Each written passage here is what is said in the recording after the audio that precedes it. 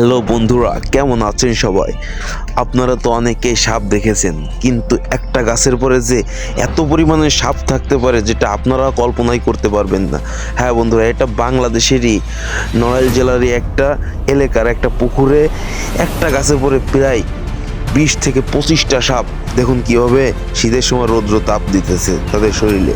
Guys, হয়তো আমার ক্যামেরাটা জুম করার কারণে তাদেরকে ক্লিয়ারভাবে বোঝা যাচ্ছে না, তবু আপনারা দেখতে পারবেন। ওই দেখুন গাইস, একটা ডালের উপর কতগুলো সাপ, এমনভাবে প্রতিটা ডালের উপর গাইস 1 থেকে 2টা করে সাপ রৌদ্র তাপ করছে তাদের শরীরে। দেখুন গাইস, দেখছেন নাড়া দেওয়ার সাথে সাথে কতগুলো সাপ পানিতে নেমে গেল। আর দেখুন গাইস,